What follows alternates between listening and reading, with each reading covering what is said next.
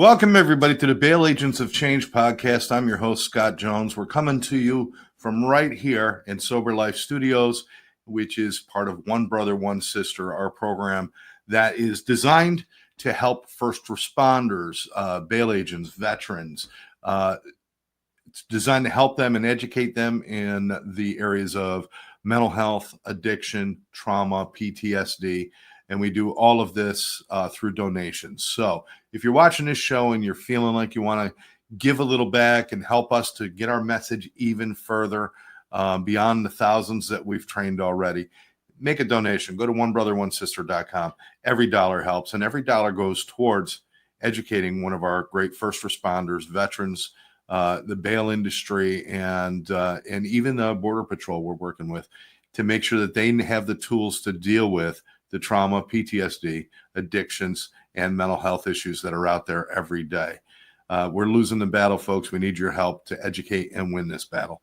Now, the Bail Agents of Change podcast, we've been talking to a lot of people who are in the bail industry, bond industry. We've talked to bounty hunters. We've talked to a bunch of people. What we haven't done yet is explain kind of what is the driving force back there, especially when it comes to covering the monetary responsibilities of bail agents, and that is the surety companies. I don't know the best way to describe it other than they back the bondsmen so that they can actually post a bond. The bondsmen are not putting up the full thing, but they could be responsible for the full thing if their person runs. And that's where the surety comes in. They help out with that stuff. And they're involved in so much more. And it's probably oversimplification. That's why I'm going to stop talking about it. And I'm going to bring on one of the experts. This is a great guy. My business partner, Karen Hurley, has done some work with him. He's fantastic.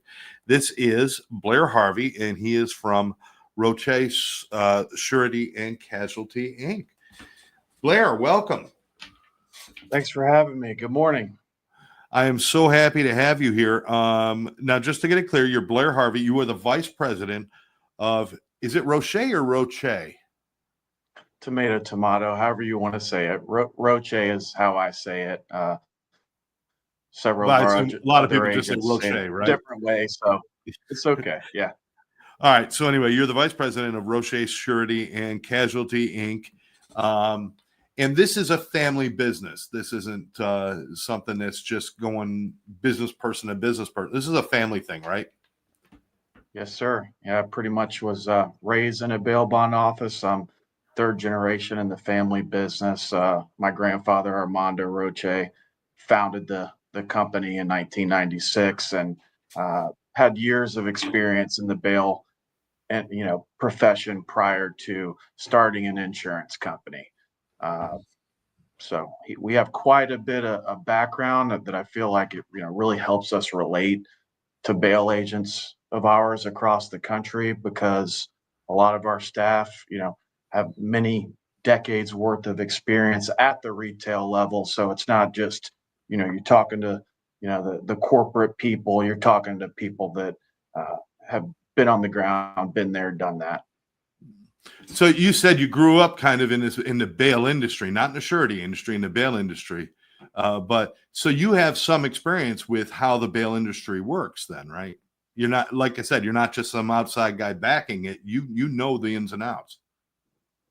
Yeah, yes, sir. We still have a retail bail office in Tampa, Florida that's still open today. When I graduated college and first started working for the company, they did have me start, quite a bit of time at the retail office, interacting with people trying to get their loved ones out of jail, seeing the business from the ground level first before kind of going to the insurance side of things. Excellent. I appreciate that. I want to try to explain. Let's explain right off the bat for people. There's, a bail agent or a bondsman. They're the ones who actually physically go and they bail somebody out of jail, and they take care of the paperwork and track them and make sure they do show up in court and do all that. What role is a surety in this process?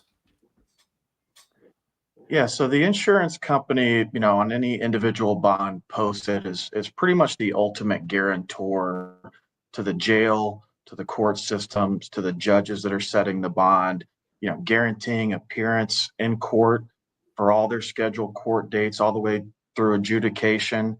And unfortunately, if there is a failure to appear and the individual can't be apprehended in time, we're guaranteeing to the court that we're going to pay this bond, right? That's our financial obligation. If it's a $50,000 bond that's set, and each state has a statutory period of time to surrender that individual.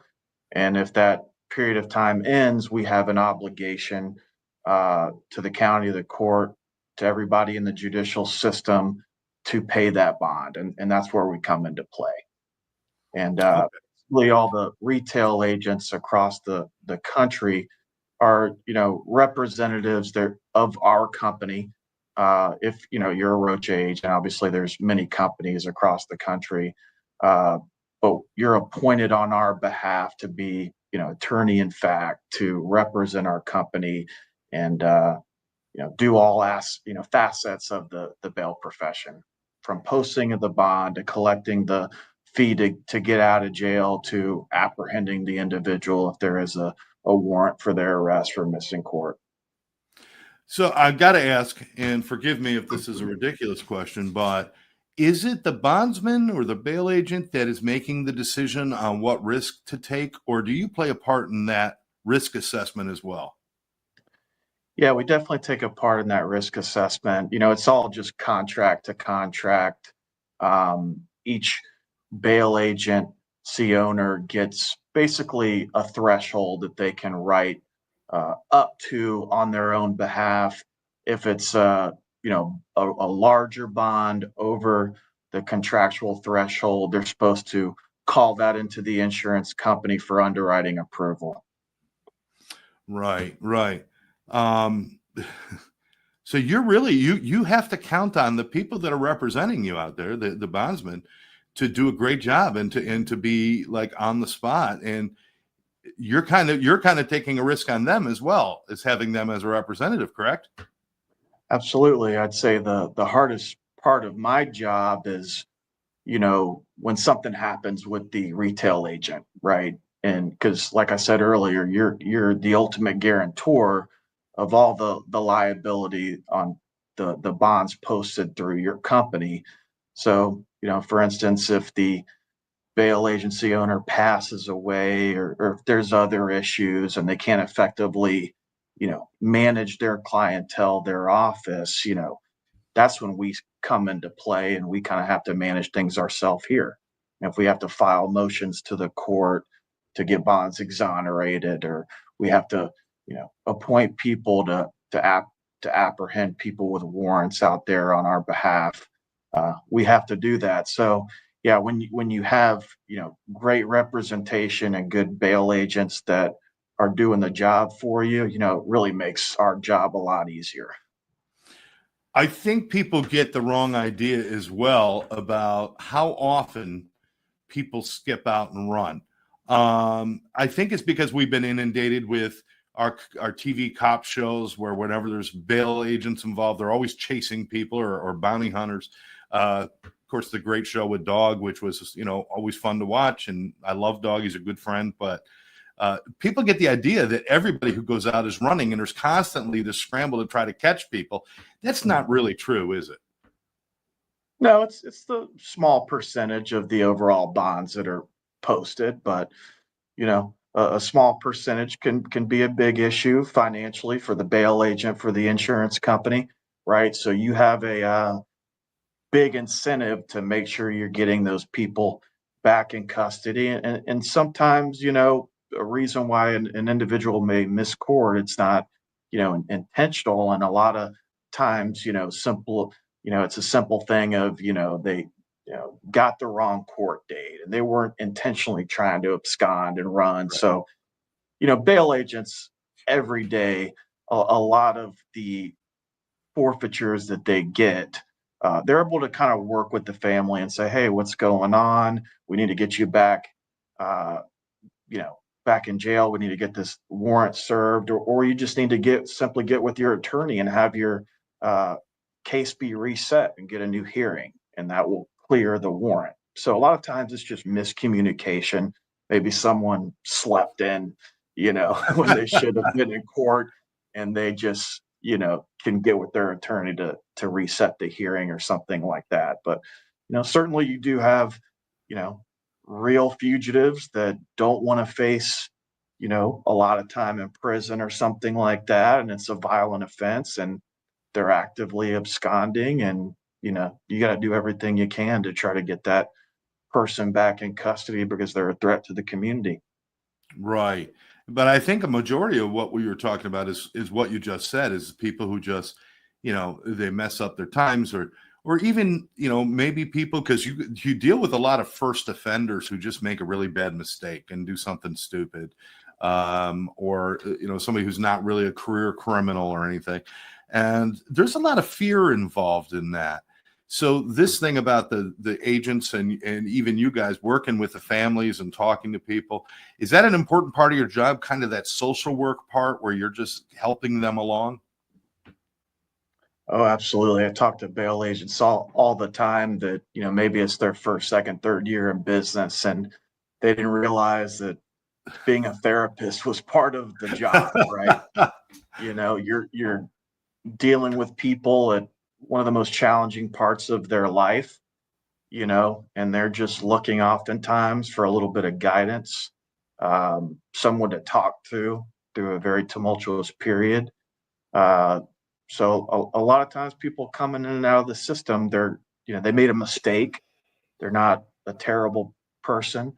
I've heard a lot of, you know, uh, public officials and things like that over the years say, which I totally agree with, we got to differentiate between who we're mad at and who we're afraid of. And I do agree with that statement for sure. Yeah. I like that. I like that. That's great. So just give me a round number. How long have you been in this industry yourself? How long has it been? This is my 12th year. 12th year. Have you seen changes in these 12 years with more thoughts about addictions and mental health issues? Are you seeing more attention being brought to that when people are out on bond?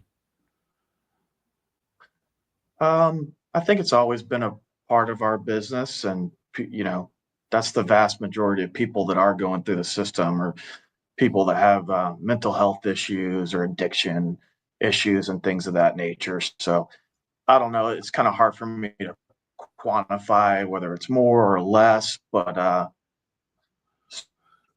certainly it's always been a part. And one of the coolest of my job, it's not just sitting here at our corporate building.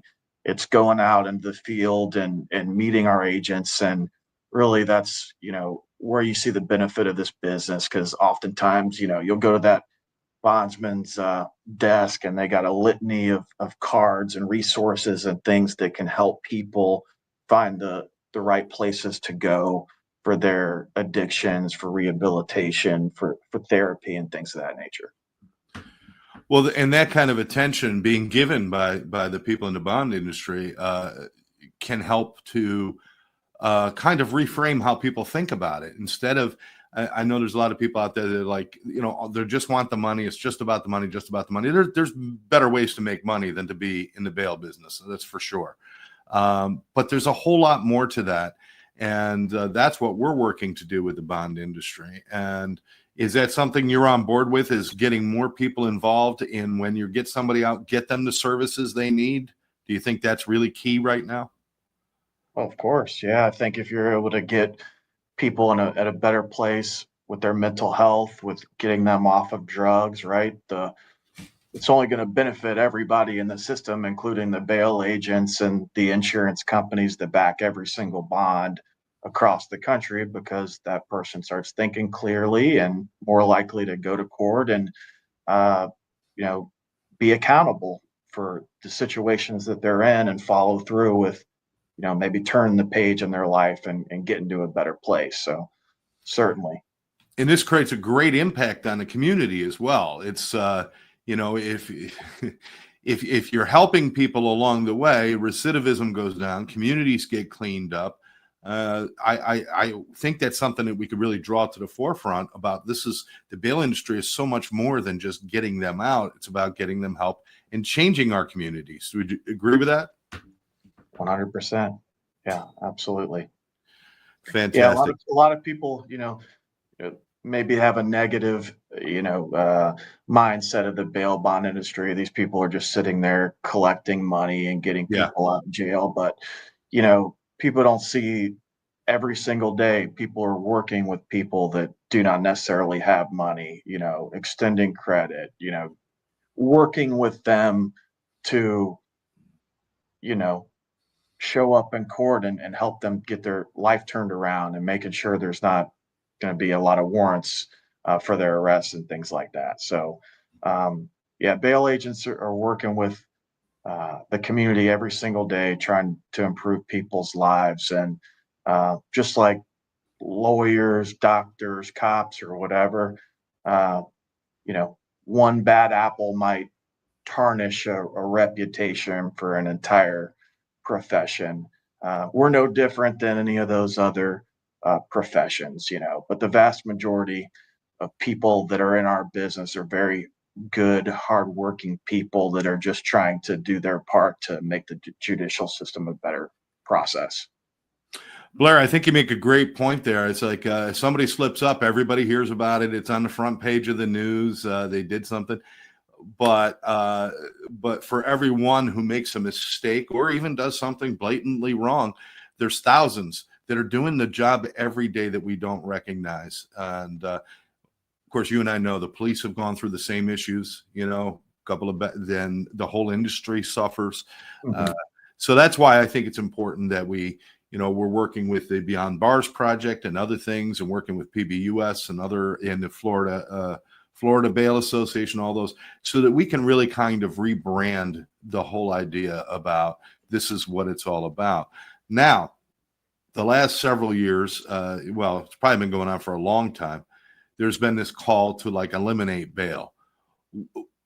Do you have any idea what is their reasoning behind wanting to get rid of it? Is that something that Roche gets involved with?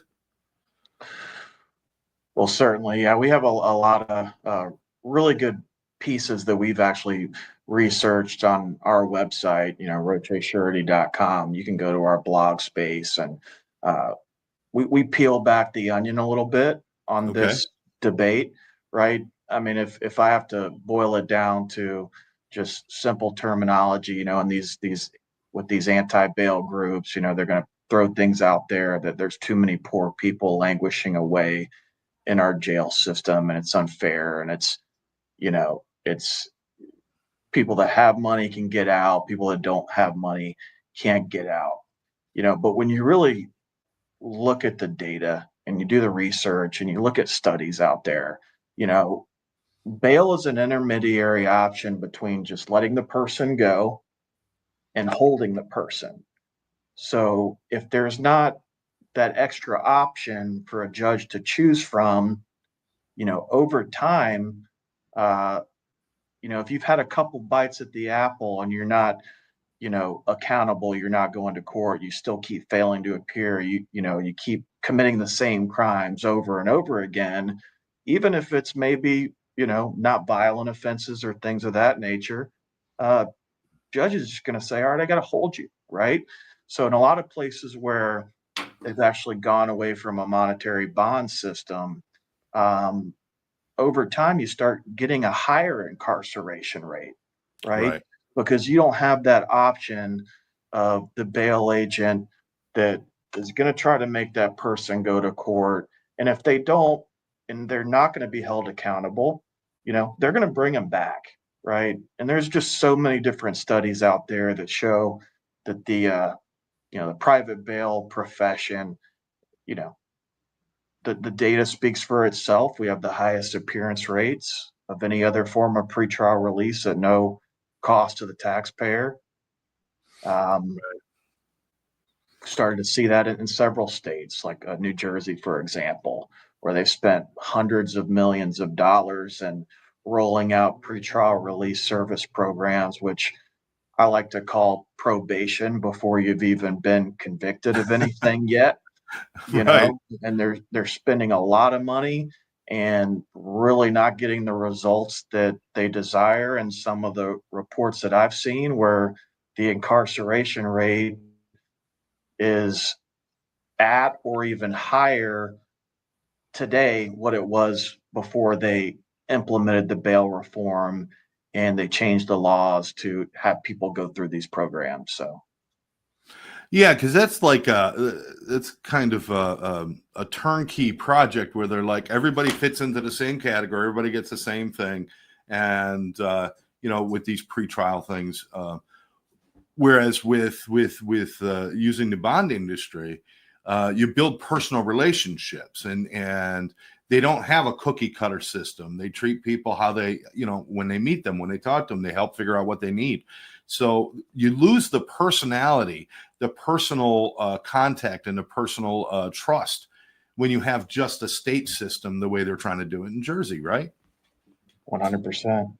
Yeah, I think a lot of these pretrial release agencies, they often reference the federal model, which the federal model has a way higher incarceration rate than any other state pretrial system around the country, right? So I don't know if that's necessarily a good thing. I don't think it is. If you have a 90+% detention rate, I don't think preventative detention is the answer by itself, And to me, it's like you're kind of guilty before you've even been convicted of anything. You're going through these programs, and you have to pay for the monitoring yourself, the drug testing yourself, and just all these additional fees. When you look at it, it's more expensive and onerous for the person trying to get back on track than just paying a one-time bail bond premium. I got to ask you a question, Blair. You're an intelligent guy. Um, they come out with this thing called bail reform. Now, bail reform, basically, what bail reform is shut down bail, get rid of bail. Now, the word reform to me means change. So if they're saying we need to do something different, I mean, is that something? Sure, get a seat at the table. Let's talk about it, and let's see if there's better ways we can operate, all of us. But that's not even what they're doing. They're not even giving you an opportunity for that, are they? I mean, it just seems like when bail has always been an extremely political Yeah. business from listening to Armando, and Shannon, Melissa in our office, the veterans that have worked for this company for a long time and people that, I respect and appreciate. It's always been something that is a part of our business. And Armando's always said, you got to get a little political or you better get out of the business in general because, uh, you know, you're going to have people that just don't understand this business enough, and they're going to say, "Oh, it's a predatory business." I've Yeah. seen articles, studies show, research says, but they don't link any data or works cited page or anything. So uh, certainly, we've seen just legislators that have no experience in the criminal justice system at all. They go on a committee or whatever, then all of a sudden they're filing an abolish monetary bail bond bill, and it's very short sighted, and some of these anti bail articles and the bail reform topic that we read about, one of the things that drives me crazy is they'll start off some of these articles and they'll say America and the Philippines are the only countries in the world with still having a monetary bond system. And it's like, well, if I was a criminology major, I studied international criminology. If you look at some of the other countries, I mean, there's not a lot of due process. I mean, when you get arrested, you might not see a judge for several weeks, right? So Yeah. is that really the models you want to go to? So That's an excellent point. You're right. People look at one thing and they say, "Oh, well, this guy can't afford bail, so let's get rid of." No, they're not looking at the overall picture. And it's not a perfect system. You know that. I'm sure no, your business runs differently than it did 10 years ago because you constantly try to improve and do things better. And and when I'm with people like Professional Bail Association and the Florida Bail Association and all the others throughout the country, their job when they get together is how can we do things better? How can we do things different? And maybe if everybody just got on board with that concept, instead of the concept of let's just get rid of it if I don't like it. It's not the way to do things. We're in America, brother. We are the number one incarcerator in the world per population. We've got more people incarcerated than any place else in the world. And that itself means that we need to keep trying to do things better, not just ignore this stuff. So I agree. You worked at you said to the family business, you're the vice president, do you work with other family members at this time, or are you the sole family member at this point? No, Armando's the owner and CEO of the company. He still comes in to the office. Shannon Roche is our president. Melissa Martin's our controller. Nilda Martin, Armando's sister, coordinates the transfer bonds across the entire country. So yeah, we got quite a bit of people that are involved. That is fantastic. And it's nice to hear a family-run business, no matter what business it is, that survived and thrived and did everything else. Moving forward with Roche, I know you're nationwide. How many states are you in? Do you have that number? Or Yeah, we're in over 40 states. wow, some of the states that we're in, it's they're not great bail markets necessarily, so we don't have a ton of activity in those states. But yeah, over 40 states. I might be missing one or two right now, but it's around there. And I understand one of your enjoyable parts of what you do is to travel around and meet people and talk to the agents. So you're bouncing around between 40 states. Is that really that much that important to you? That much fun to go out there and meet the people? Absolutely, I love getting and spending time with people. I'm gonna see you guys in a few weeks at the Florida Association meeting. Get to Right. see our agents that are going to be at that conference and talk about the things that association is doing for the bail bond profession in Florida, and get to go to another one of you guys' classes and see all the excellent work that Karen and Joe have been doing across the country. Talking about all the efforts that you guys are making, and just cannot say enough good things about those two people. Uh, really easy to talk to, and just some of the personal tips that they present people on how to reduce your anxiety, and just personal things that they talk about in some of their classes. I think anybody, regardless of what your profession, can appreciate that input and that expertise on things like that. So uh, certainly, right when I met Karen, I mean, we talked for 30, 40 straight minutes, great chemistry. And in our bail agents, of course, that's my favorite part of the job is a lot of just really good people in this business, just really hardworking, family oriented people. There's a lot of family businesses in bail.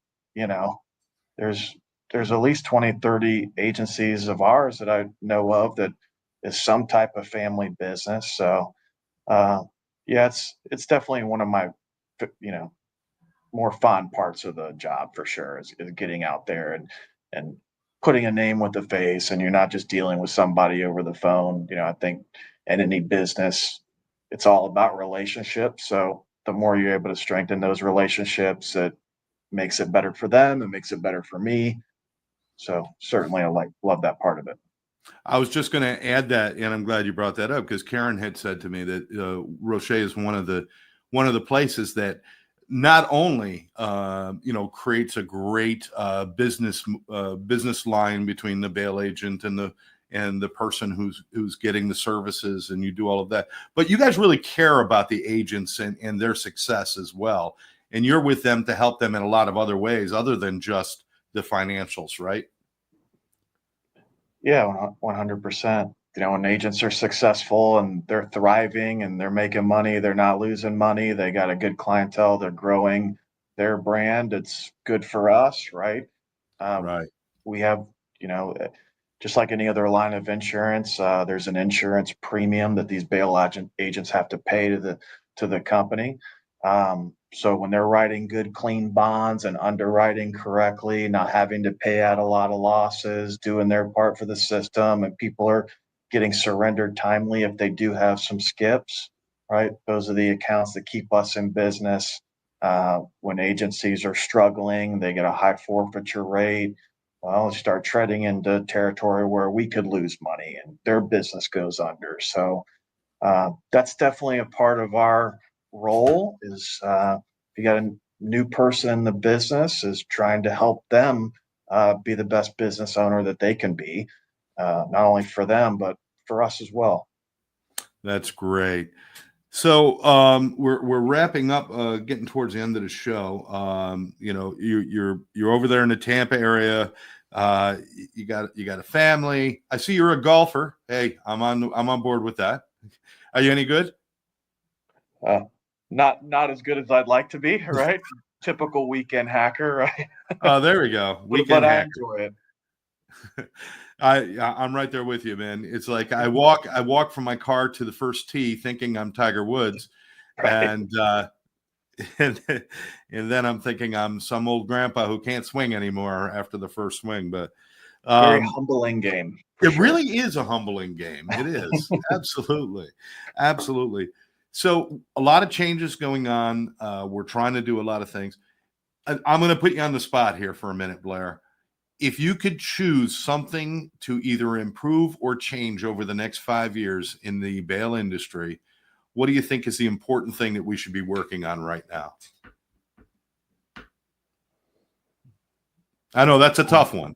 That's a tough one. I would love to just see the public be just more educated, of our profession, great public campaign efforts and stuff like that, which it's easier said than done because those initiatives cost a lot of money.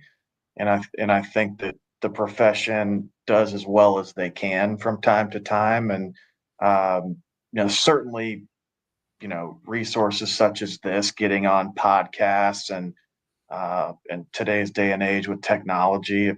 I listen to a lot of podcasts myself. I think it's a great way to talk about complicated subjects in a, you know, free environment, if you will. So certainly appreciate what you're doing, having me on today, and we're doing our part right now. So uh, just kind of eliminating some of the stigma that's out there. There's a lot of really good people in this profession, and sometimes I don't always think that people that don't know our business have that mindset of what we do. You know what? I couldn't agree with you more. The more educated the public is about all of the things that are done in the bond industry, the surety industry, uh, the less they're going to be afraid of it, the less they're going to make knee-jerk reactions to certain things. And like I said, they hear one thing and they believe that one thing, and they never go past that to research and find out what's going on. I think connecting our bail system even more with mental health and addiction treatment facilities, helping people while they're out on bond. And when they stand in front of that judge, they're standing in front of them clean or sober or with the proper medications. And that makes a difference in their lives too. And it also makes the bail agents look stellar, that their people are coming in and doing a great job. So I agree with you. We need to change the perspectives, and we certainly need to keep pushing forward to get help for the clientele. It's strange because a lot of your bail agents have repeat business, but it's not like you really want them to be repeat business. It's kind of a thing there. The Um, double-edged sword, right? what's that? It's a double-edged sword, right? Yeah. Yeah, we see that in the treatment industry. It's like, somebody relapses, they come back. They relapse and they come back. And it's like, that's not really the goal. The goal is to help them and hopefully never see them again, or maybe Right. get a Christmas card on occasion, right? In a utopic world, no one would be getting rearrested and getting back on drugs, but that's just not reality. it's not today's reality. Hopefully one day it will be a reality. And that's why we're working with you guys. And we appreciate everything you do. Any final message out there for people who are still trying to understand what's going on in the bail industry? Is there a place they can go to learn? Is there anything they could do? I mean, can they call you if they have questions? Certainly, people can call me if they need to. Our phone number at our home office is 813-623-5042. You can go to our website, rochesurety.com.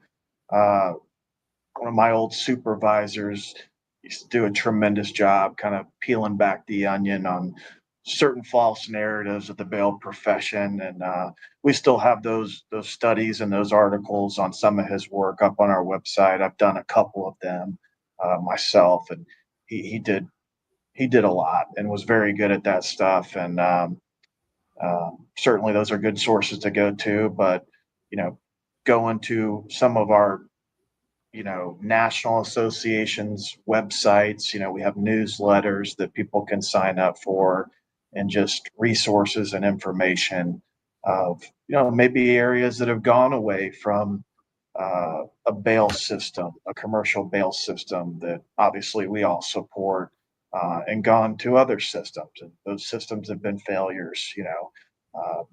Kind of seeing the other side of the narratives from our perspective, I think is a good place to go. Oftentimes, the news cycles get inundated, with one side, of a story, and that's not always right.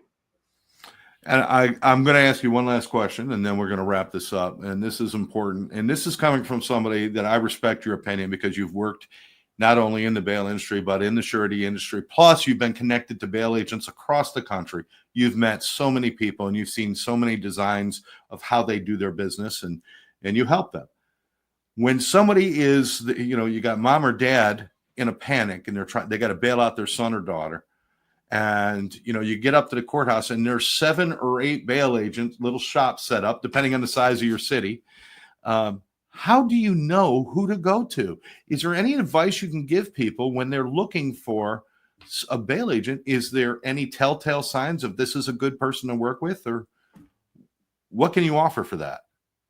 I mean, just like any other business, I mean, sometimes it's a gut feeling. I mean, sometimes just looking at the reviews online of a business, going through any business review, like, does it optically look professional? I mean, do these people look, exactly the way people going in and out of jail look?